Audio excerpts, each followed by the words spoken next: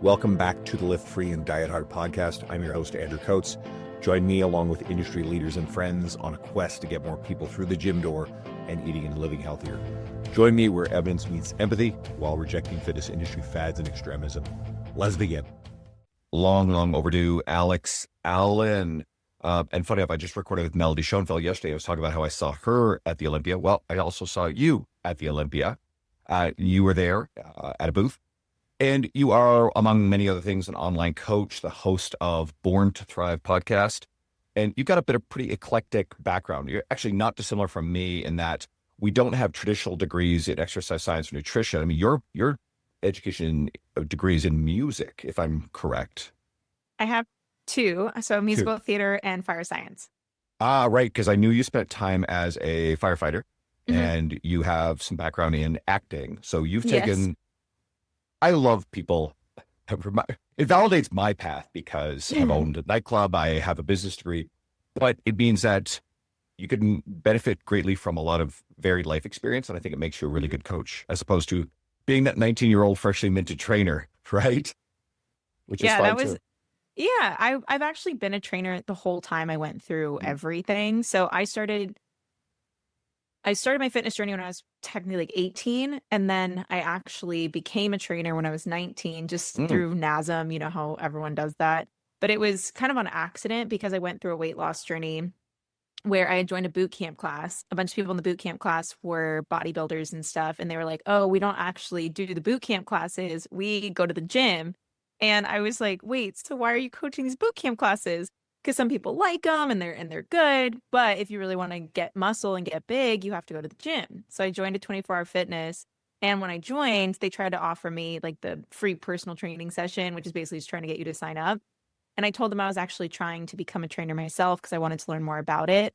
That's always been how I've gotten anywhere, is I just get curious and I like to learn more about the things that I'm passionate about. And the fitness fitness manager called me and said, hey, I heard you want to be a fitness coach. Do you want me to train you and like train you how to be a trainer, and I can help you? So he helped me for probably 2 months to get ready for the NASM test and to teach me basically everything he learned in his kinesiology degree. And then I passed the NASM test, and then I became a trainer, and he coached me for probably a year on how to be a really great trainer and would help me with all my clients to make sure I was doing it right. And so that's what got me started. And then I just kept doing it while I did everything else at the same time. And so I was very lucky. You were, especially having someone invested in you early. I was much later in life when I first started as a trainer, but the gym's been home and sports for a very long time. But this is about you. So you use this in your bio, and it's fantastic. Quote, you'll never hate yourself into a body you love. Talk to me about that. So I spent so much of my life hating myself and hating my body, and it led me to restrict food heavily, overtrain, binge eat, and I've done it all. I've gained and lost 60 pounds twice. I've been severely underweight. I've been overweight, I wouldn't say severely, but I was overweight.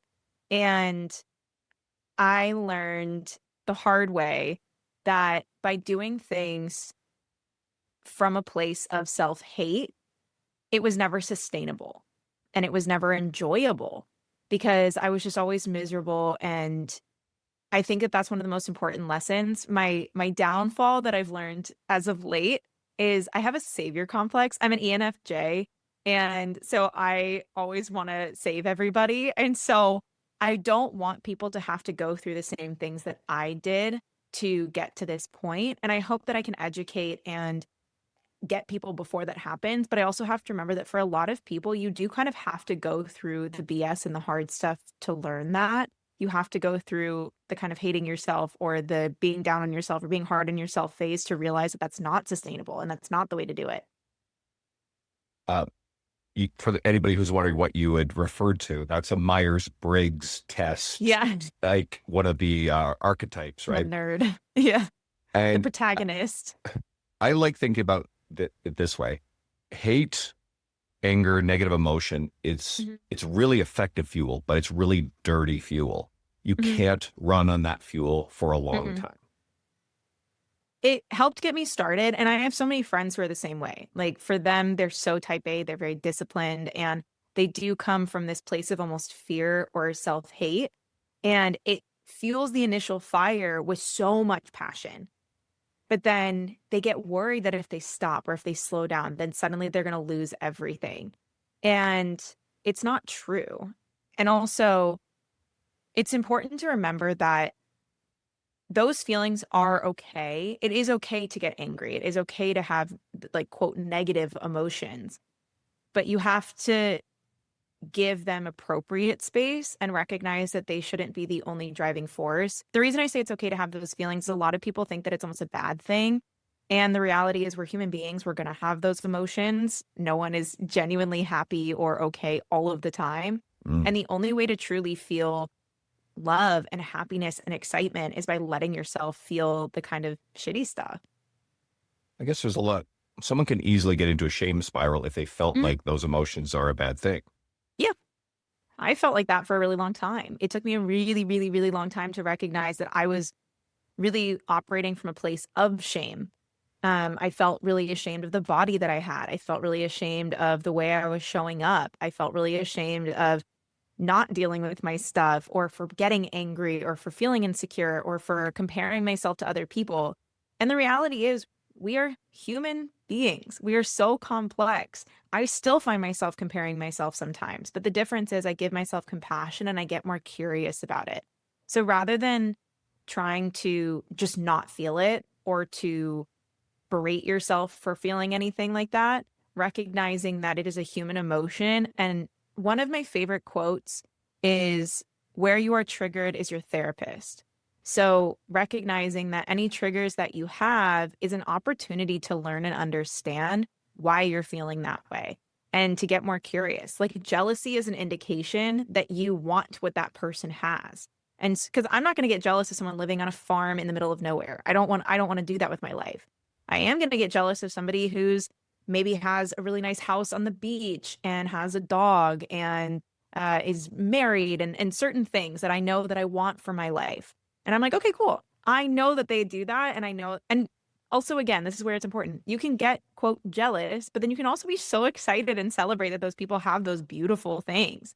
So that's why it's important to recognize that it's human to have those feelings, but they don't have to control you, and they don't have to dictate how you show up for yourself and for other people. When you were in the thickest throes of being motivated by, let's call it self-hate, Mhm. and I'm familiar with your journey about the gain loss and every Mhm. nuance of it. Did you ever arrive at a point where you were happy or at peace when motivated from a negative place? No, I would say no pretty confidently, because the interesting thing was I had gone from being 60 pounds heavier than I am now, to being technically 80 pounds lighter, because I got stage lean, and I was chasing that because I thought stage lean was sustainable all the time. And I just didn't understand the messaging. And so I got to what I thought was the ideal physique, and then I was still miserable. And then I was scared to eat. And so then I was still miserable, because I was like, okay, my relationship with food is terrible. And if I start to see the weight go up on the scale, that's horrible. And I'm going to spiral. So it just felt like I was always chasing the next goal, and I was always chasing the next thing. And what was really interesting is I kind of recognized this a lot in therapy, where I don't remember a lot of my childhood. I don't remember a lot of even like my teenage years, because I was always constantly looking for the next thing. I was constantly focused on the next goal. Like, how can I keep moving forward? And I spent so little time being present and grateful for where I am, and really sitting in that. Are you in a more peaceful place now? I am. It's taken me a long time to get there, and I still have times where I'm not as at peace. It definitely still happens. That is a human thing, to be like, okay, wait, what am I doing with my life? Or where do I want to go? What direction do I want to pivot to? But I've learned to be more present and to really appreciate those moments, and how to not necessarily avoid it, but how to sit in that discomfort of, like, even this past weekend, we had a really big event at Alpha Land. It was Buff Bunny World. And basically, there was so many people. And there was a lot of overwhelm for me because there was pressure from how I'm showing up in the world. There was pressure from things that had happened that created difficult conversations. And I found myself getting anxious and feeling a little overwhelmed. And it started to pull me out of this really beautiful and really exciting moment. And I had to recognize that discomfort and I had to sit in it, hold space for it, recognize that I'm human, and then try to ground myself so I could be more present. A quick side quest. This episode is sponsored by Macros First, the nutrition app I use for myself and my clients. I don't believe everybody needs to track all the time, but just knowing how many calories are in the food you eat helps with a bunch of things. One, if you're used to restricting, you realize just how much nutritious food you need to eat to fuel yourself. Two, then you realize you have the room for your favorite treats without guilt and shame. Three, realize just how many calories you're eating when you consume a lot of ultra-processed junk food and alcohol. Four, rein in your portion sizes. And five, see just how much snacking you're doing. Your baseline nutrition will improve. My favorite features are the free barcode scanner. The app is easy to use, and you can build and save meals for faster logging. You can also get an extended free trial of the premium version for 14 days and check out a bunch of the cool added features, like check your nutrition trends over time. You chart your patterns and averages instead of seeing your days in isolation.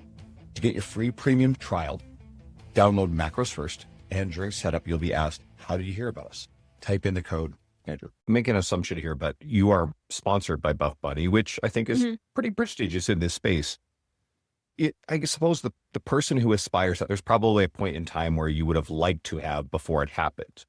But then I guess there's also, I don't like think in terms of stratifications, but there are probably people with like 10x plus your quote following who are also sponsored by Buff Buddy. So is there an element of being in that space and then looking and going, oh, I wish, comes back to that like jealousy, but maybe positive thought about those people? Is there a little bit of imposter syndrome, maybe being in the space with some of those figures? Meanwhile, how many people would have been there wishing that they were sponsored at all? Can you unpack that? Yeah, I don't really get imposter syndrome anymore. It was funny. Alona Mayer, I don't know how to pronounce her name correctly, but the rugby player, she's so great. But she said it too, where she was like, I don't have imposter syndrome. And I was like, I love that. Because why do we get imposter syndrome? Because we feel like we don't belong. We feel like we don't deserve the things that we've gotten. But also I think part of that is people think they're supposed to say that. People think they're supposed to be, in a sense, humble.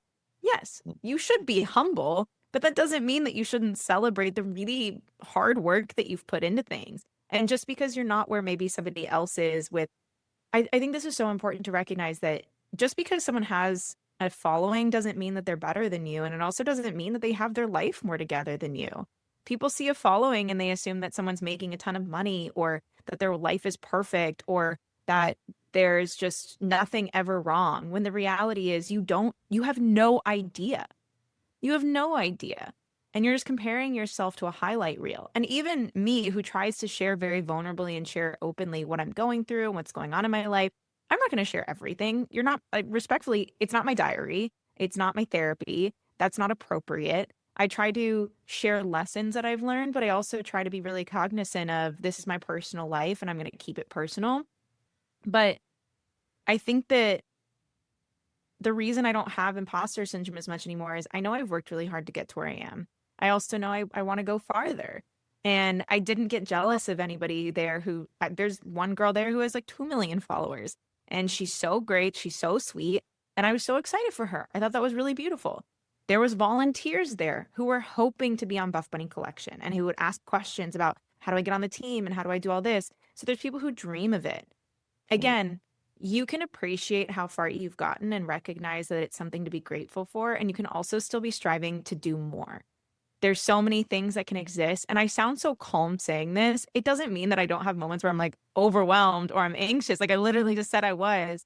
But it's important to hold space for it because the more you can actually sit in it, the easier it is for you to kind of move through it. This is a complete side quest. I can always tell the guests who have their own podcast because there are people who you can prompt with questions and they'll give short answers, but you actually take it, run with it, warmth, charisma, like it's practiced. You can tell that a lot of these, you're good at articulating these thoughts and rolling with them. So, and that often comes with someone who's got a lot of experience as a podcast host too. Okay. It's funny because I actually hadn't made a new podcast episode in probably 3 or 4 months. Ooh. And I know. And so I felt like I have not practiced enough because obviously it's a skill that the more that you talk, the more that you do this, the easier it is. And also obviously through acting, it made me reciting scripts really easy. But then me talking for myself is something I still get uncomfortable with sometimes. And I'm more cognizant of. One of my friends, he has a podcast as well. And he said I was really well spoken, but then he also pointed out that I say like and a lot still. And it's not a bad thing. It's something that I am trying to be more cognizant of though, because it's about reps. So this is now what I'm starting to do with my podcast as I'm bringing it back, which is actually listening to my own podcast back and seeing how many times I do say like, how many times I do say so that way I can just get better at it. It's exactly like football, like sports, sports ball, where they watch back their footage, they watch back the games, they see where they can get better. People think it's so egotistical to look back at things that you do. Like I look back at my content and I'm like, how can I make this better? How can I do something different with it? And you have to be objective where you're not going to tear yourself down and be like, oh, that was horrible. I'm a piece of shit, all this stuff. No, it's okay. I could do better here. I can maybe make this edit a little bit more exciting, or I can to get rid of some of the ums or the likes. But also one thing I've learned about public speaking or speaking in general is slowing down. I tend to talk quickly because I like to get my point across effectively if I can. But a lot of times the likes and the ums is you just being uncomfortable with a moment of silence. See, I have a dirty trick. If I go back and listen to a podcast episode, I just listen on 2 times speed. So I do that too. When I'm from Newfoundland, so the East Coast, and we tend to talk quickly there. That's sort of a part of the accent, but I probably have slowed it down over the years a bit. And now if I'm listening to podcasts in general, I have to go on 2 times speed. Actually, it's excruciatingly painful to listen to podcasts on 1 time speed. So for all my listeners here, guys, speed it up gradually. And guess what? You can get through more of my episodes. That's a cheat code. Self-plug. That's great. I listen to podcasts on 2x speed as well. And then if I do that and then I go to record a podcast episode, I realize how quickly I talk because of it. Because I'm so used to listening it really fast that I'm like, okay, time to record. And then I think I have to talk that fast. So I reel myself back in and I'm like, oh, wait, this is not. It's a toxic trait because I do that in conversations sometimes. I'm like, oh, why is this person talking so slow? And I'm like, oh, I'm just very used to listening to podcast episodes on 2x speed. And I need to recognize it's not real life. Pivot, but sort of adjacent to what we were talking about before. I have ADHD. It's perfect. I thought about this one. I was curious. Maybe there's nothing here, but if someone meets you or sees you on your media, I mean, you're a small human, okay? I met you in person. You're a small human. So objectively, you're smaller, leaner, and now people will get their shit in a knot about this, but most people would look at you and say you're pretty fit, okay? So they're going to make some assumptions about your appearance. To that last point, what assumptions or misconceptions do people often have about you and your journey, especially when they look at you where you are now, and maybe they didn't know about the weight gain, loss, and so much jobs? It's funny because you actually technically said one of them, which people think I'm taller than I am. Okay.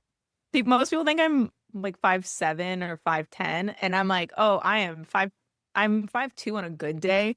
Like if I'm wearing shoes, I'm 5'2". I think I'm like 5'1 3/4". But anyways, I'm gonna say I'm 5'2" for the sake of my ego. So my height, but then also assumptions, especially as of this year, because I've gotten into a leaner body. A big assumption is that I don't understand what it's like to be in a bigger body, or I've never struggled with my relationship with food, or a really big one that I've always been really careful about is that I'm always happy because people see me excited. They see me dancing. And a lot of people assume I'm just always on and excited and a ray of sunshine. And I'm like, no, I have hard days and I have hard moments. And that's just part of being human. I'd say those are the biggest assumptions. I was laughing because you and Jordan Syatt did talk about this. So you were on Jordan Syatt's podcast, which by the way, guys, go listen. It's almost like 3 hours long. It's fantastic. There's a lot more backstory there so people can fill in the gaps that we probably don't have time to get into. But Um, well, love Jordan to death, right? Hmm. Obviously, Jordan is very open about the fact that Jordan is not a big human being, but Yeah. I mean, you're almost as tall as he is. I think it's like 5'5". He might be. I'm not throwing a shout at Jordan. I love Jordan. He's wonderful. Yeah. Yeah, he's been on the podcast a number of times over the years. Okay, you have talked about that there were points in your weight loss journey that your weight loss was unintentional and went past what you wanted. Talk to me about that. So ironically enough, that was this year. So I don't know if it's technically ironic, but yes, that was this year. So basically, I tried to, as the kids say, lock in on my fitness goals and just get my stuff together because I've been saying that I want to build my legs for a really long time, but with my PCOS and my lupus, it was really, really hard. And because I would have I don't like cycle syncing. I don't support it. I don't think there's validity around it. But I would have really bad luteal phases that would make it really hard for me to be as consistent or make it really challenging for me to push as hard in the gym. So it's not that I would stop showing up and it's not that I wouldn't work out as intense, or it's not that I wouldn't work out, it's that I wouldn't work out as intensely, which obviously isn't conducive to them building muscle. So my PCOS and everything was actually in a really, really good spot. And so I was like, I'm going to try and build muscle and build my legs this year. And I locked in probably starting like mid-January. And then by mid-March, I went through some kind of challenging personal stuff that added a lot of stress to my life. And that stress inherently made me kind of lean into walking a lot more. And it skewed my hunger cues a little bit. So I'm still focused on trying to be my best.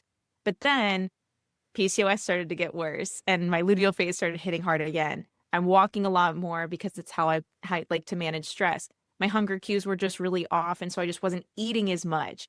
And so I inherently moving more, eating less, lost weight. And so I ended up getting to a weight and a size that I hadn't seen in years and that I was extremely uncomfortable with. That honestly was pretty triggering to me because I'm like, I don't like this. And I started to get a lot of comments too from people saying, how are you supporting body positivity when you look this skinny or you look unhealthy? And it was hard because my whole page has been and still is about promoting body acceptance, not body positivity, body acceptance, and recognizing that you should be the strongest, healthiest version of yourself, whatever that might look like. And a big part of that used to be that I just had more body fat and I was okay with it. So then not having it, it was really challenging to navigate shifting my content and navigating having the same message without being ignorant to how I looked. This is personal, but I don't I feel like sometimes people when people are in a very small body and they almost like push their stomach out to make it look more dramatic to then be like, oh, this is normal. This is and normalize it, which I think that there is a great beauty behind that.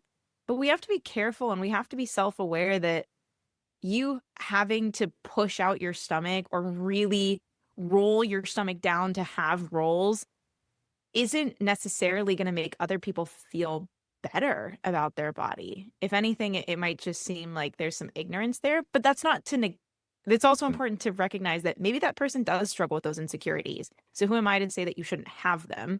But yeah, so losing the weight, it made me a lot more cognizant of those things. And so now I'm at a weight that I'm a lot more comfortable with. And it was just part of the journey. I'm sort of almost taken aback that someone would have ostensibly been a supporter of body positivity and yet criticize someone for a smaller body. I mean, I think that's the essence of the It's ironic, hypocrisy right? of the worst type of personality that tends to gravitate to the other extreme. It's body positive as long as it's a bigger body, but yet here is Mhm. shame or criticism for a woman. And they clearly had no idea as to why. They probably didn't know, bypass the possibility that maybe there's an eating disorder here or some Mhm. sort of sickness or life stress or what have you. So, thoughts there. I mean, so what's interesting is I don't know if you saw my post today. I actually just made a post that's saying, why do you promote women building muscle and getting strong? And it was stitched with a lot of like quote skinny talk videos where people are basically saying that skinny is the outfit, or you just need to stop eating, or some other kind of, in my personal opinion, more questionable ways of perceiving food and your body. And so that's where I think what you're saying is great, because I don't think we should be shaming people for being in a smaller body. I don't think we should be shaming people for being in a larger body. I think we need to be cognizant that what the goal is for people to be healthy. And that's going to look different for everybody. But that's not going to look like over restricting your calories to the point where you're malnourished. That's not going to look like overeating to the point where you're essentially using food to cope with emotions, or like, again, like binge eating. That's not healthy either. But that's where we need to be more okay with the gray area of, just because somebody's in a body that you're not as used to seeing doesn't mean that they're inherently unhealthy, and it doesn't give the full picture. Somebody could be in a body that has a slightly higher body fat percentage and actually still be healthy. That's like the terrible thing about our society is we've gone so far. Somebody can be in a really, really small body and still have like diabetes or health issues. And so I think it's so important for us to recognize that and to hold space for the nuance, while also being cognizant of, again, I want to accept the bodies for what they are. It's the mindsets that we need to be really cognizant and careful of. Were you ever treated differently at different points along 60 pounds Yeah. up, minus 20 pounds from your current point? I received probably the most compliments ever when I was in my smallest. And it was, a lot of it was because I had gone through the weight loss. And so a lot of people just wanted to know how I did it and were just really curious. So I get that. And then when I was in a bigger body, the funny thing is, I actually just had this conversation with a friend too, because something I'm still learning and still accepting is how to take compliments well. And then also recognizing that I am somebody who has a nice look. Like I'm a good looking human. And it sounds weird to say that, but the reason I say it like that is because when I was in a bigger body, I didn't see myself that way. I was always like the funny friend. And that's why I was treated with a lot of guys. Like a lot of guys were my brothers, and they would never have thought of hitting on me or had interest in me romantically or think that I was physically attractive. And as I lost weight and changed, I started to get more attention from guys, and I was really confused. And I would be like, oh, these are just people who want to be friends. Because that's always where my mind goes. These guys want to be friends. They're like my brothers. Because especially coming from the fire service and everything, that's how it is. And then a lot of my guy friends, and this is meant to sound humble. This is not me wanting the attention at all. But a lot of guy friends would start to come forward and say like, oh, I actually have a really big crush on you now. Or and it was always now. And I was like, I'm confused. It's because my body changed. And they're like, well, you always had a good personality, but now you just look better. And I was like, what is wrong with you? To me, that's my personal opinion. But to only hold value in the way that someone looks is insane to me. Because obviously your body can change for so many reasons. And to say that somebody maybe was a good candidate emotionally and mentally before, but just wasn't physically attractive, which I get it. You should obviously be physically attracted to partners and stuff. But so that's where I was treated differently. Is it seemed like I had to put on more of a almost show of my personality and then learn to be funny, which I appreciate. It made me really driven to even, I mean, you obviously follow me, but it's like you see that I don't hypersexualize myself on purpose. I don't want my page being about my body anyways. Obviously, I post gym selfies and stuff, or I post like me flexing, but I don't want to be hypersexualized, and I don't want all of my value to come from my body. Personally, I have no problems with other people doing that. I love that for them, and I'm so glad that that's what they want to do. But I want my page to be about my humor. I want it to be about my education. I want it to be about my personality. So when I started to notice the shift mentally and emotionally from people because of my physical appearance, I became very cognizant of how I show up. And I think that it is important to utilize your looks effectively anyways, because obviously that is part of the sales. It's part of it's part of life. It's the first thing you see about someone. You should look presentable. You should look in a way that's comfortable and confident to you. Yes, use that to your advantage, but don't make it the only value that you have in this world. You made me think of, I've had a few guests who, like, let's say, I've never had a guest where their media and image was hypersexualized. Not that I can think of at all. Mhm. I have guests who are brilliant, highly educated, credible, but they're also competitive physique athletes. Mhm. Um, and they're very accomplished. And I can think of a few examples. Holly Baxter was on recently, Hattie Mhm. Boydell. I mean, they're icons. Also My say good those are friend like the Natalia fit. Mello. Natalia Mello's a former Miss Bikini Olympia champion. She's an Mhm. awesome human being, right? And their physiques is a part of their messaging, but Mhm. it's also the credibility, accomplishment, their legacy of work in the industry. So that's a perfectly fine balance. You've been open. You mentioned your PCOS a couple Mhm. times here just a moment ago. Have you ever gotten comments like, you don't look like you have PCOS? Uh, actually, no. No, I've never received comments like that. I I try to, maybe it's because I try to be pretty cognizant of when I do mention my PCOS, I mention that I've gone through hair loss and weight gain. And most of the time, I I I would like to believe that people are more educated now. Not everyone, obviously, but they understand that PCOS doesn't inherently mean that you can't lose weight. It doesn't inherently mean that you're going to have really bad symptoms. Um, I mean, I'm pretty open that like even right now I'm getting a little breakout here, and that's from my PCOS. Like I'm getting into my luteal phase, and that tends to happen especially if like maybe stress levels are higher or if my nutrition's a little off. So I don't really get people saying I don't look like I have it, but I don't know. I think it's interesting to me when people do perceive that you're supposed to look a certain way if you have it. Do you want to go any deeper on that? Because, I mean, I think that you've alluded to that belief system. I mean, the fact that I asked the question, it's baked in there. Or any of the other common beliefs, because you alluded to the fact that you can effectively lose weight Hmm. if someone has PCOS. There's a lot of people who believe that PCOS is a massive obstacle. We know it's more Hmm. challenging, or it virtually makes it impossible. What's going on there when someone subscribes to the belief, hey, I've got PCOS, you can't lose weight? I think that that's due to a couple things, and I'm not just saying that this is exactly what that person is going through, but there's an aspect of a victim mindset.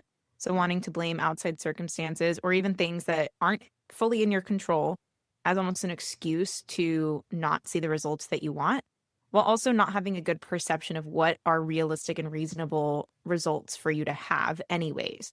So when I went through my PCOS, I had to make peace with the fact that at the beginning, it was not reasonable and realistic for me to go through a fat loss phase anyways. I needed to spend some time taking some stress off of my body, and a calorie deficit can be a stressor on the body.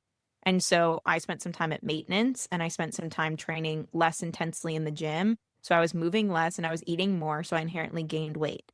And then after probably about 3 to 4 months of doing that to get a regular cycle back, because that was the goal, was I need to get a cycle that's a little bit more normal or even just get it back in general.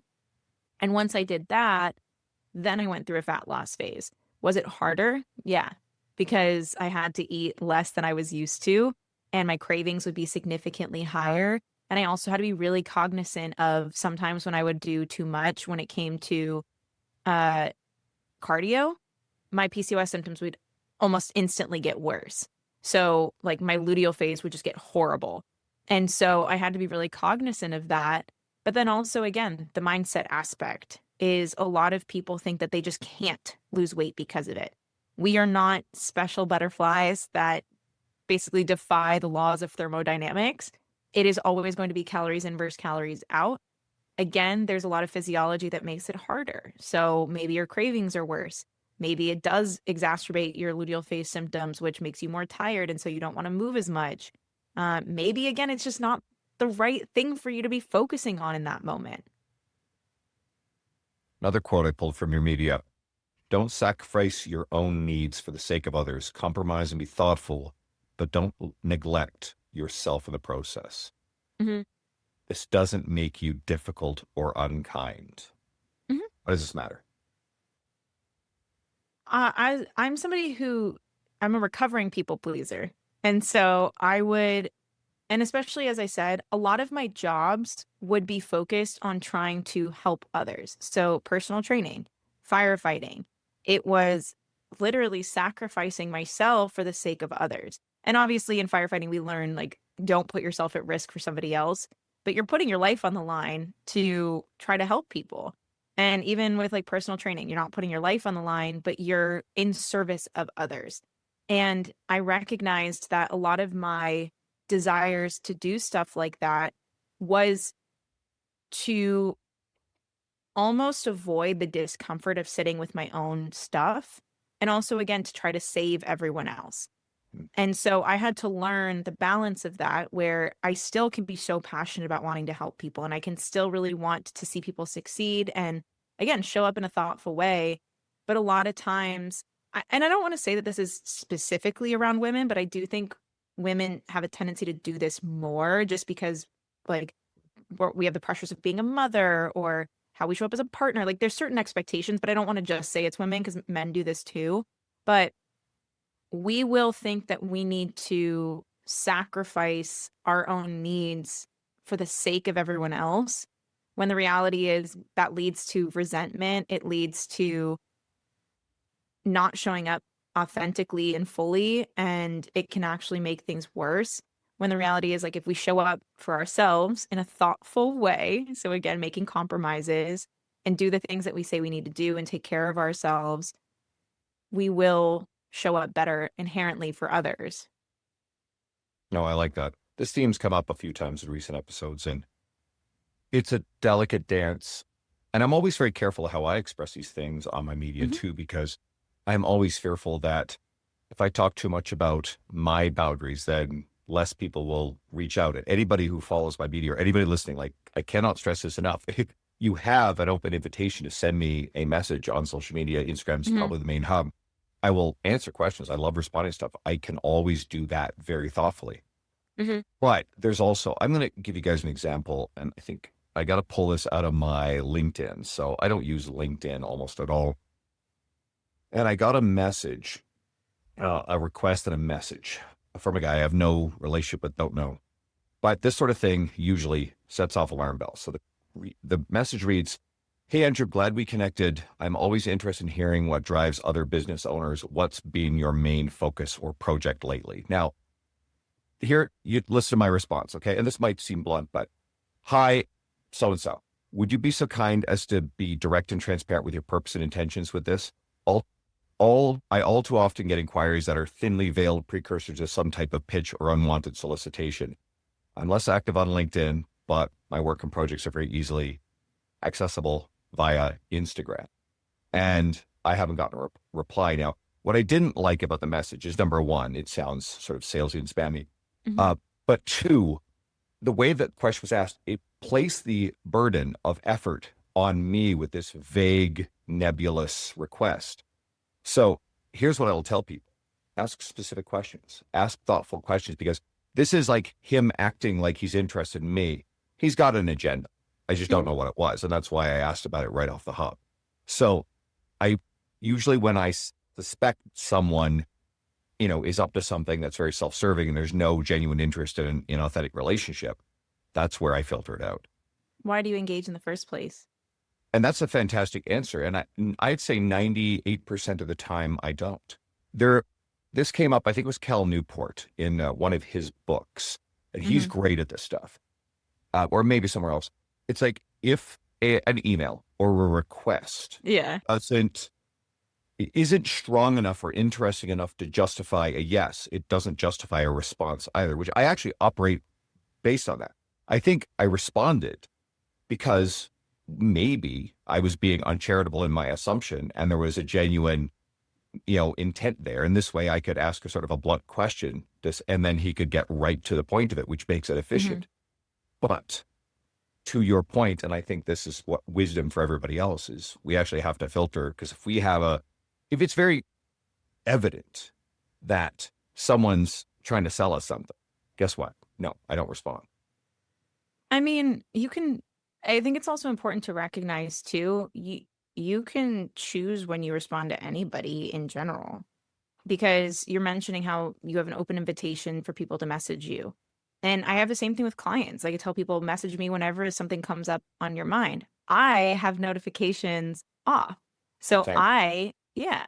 So I respond when I deem it appropriate, or I deem it in like my work hours. And I have those boundaries for myself. You can do the same thing with text messages. You can do the same thing with phone calls. And I do think that there is a beauty in being communicative and being responsive and respectful of other people's time and energy, especially if they're trying to contact you for a specific reason. But it's like the Tom Holland quote. He said it on like the Jay Shetty podcast. But he basically says that people, if you don't have my number, oh gosh, it's about talking. It's more about like gossip. But it is, if you have my number, then I'll respond more quickly usually. I'm still pretty bad at texting, but I try to be very thoughtful of responding to text messages because I'm like, okay, we're on a personal enough basis where you have my number. I do want to be thoughtful of that. But then when it comes to DMs and everything else, I absolutely love and I view everyone who follows me as a friend, but I'm not going to respond day and night to any question anytime. I do set aside time because I do value the fact that someone cared enough to even send anything. And I do think, yeah, sometimes people ask questions that they could probably easily Google, but I'm also like, hey, you're entrusting me enough to even ask this question. That's really special and that's really exciting. But I think that we as human beings also need to be cognizant of where can we take accountability for giving people too much access, or putting the burden on ourselves of, oh, I need to respond to everything. Or I like, again, if someone's sending you a message that you're like, I think this is an ulterior motive, maybe you can engage to find out more clarity if you are that curious. But also you can say, you know what, I don't feel like responding, and that's okay. And that's usually what happens. Okay. Quote, my rule for myself is I'm not going to pretend I'm okay when I'm not anymore. And you alluded to this earlier. Uh-huh. Why is that important? It's interesting because, like I said, I don't want my Instagram to be a journal, and I don't want it to be therapy. I don't want to share things that I haven't fully processed or that are maybe more personal that people don't deserve the access to, in my opinion. But I also don't want to ever pretend like when I'm showing up and I'm going through something challenging or life is difficult or whatever it might be, that I'm just hunky dory. Because I think it's an important reminder to people that you can still show up even with difficult things going on and you can still get things done. Because I think a lot of times, again, kind of going back to maybe more of the victim mindset or too much coddling, we have a tendency to make it harder for ourselves, or almost like condone not showing up to our full capacity. Again, you're going to show up differently if you are going through difficult things, but I don't want people to think that they can't show up because hard things are happening. And also, again, I would tiptoe around other people to make them happy, and that's not my job. You can't manage everyone else's responses. Is this born from a pressure? Because if someone does follow your media, and I brought you on here to encourage them to do so, you have a lot of feel-good stuff, right? The dancing in the morning, there's almost always something posted that I think is, I think it's generally positive and uplifting. So do you ever feel pressure, or did you in the past feel pressure to avoid being open about some of the more negative stuff, or feel pressure that you had to be sunshiny and bubbly all the time as a performance for other people based on some artificial idea of your expectations that you think they had for you? I did. I was in a relationship a couple of years ago where we were very open about being in a relationship on our social media, and we had like moved in together, and there was a lot of pressure from social media for us to even get together in the first place. And from there, we would have so many issues, like a lot. But then we would keep posting happy-go-lucky couples content. And I hated it. It felt like we were just being fake, and I was staying in a relationship that I was extremely unhappy in because I felt like it was the thing I was supposed to do.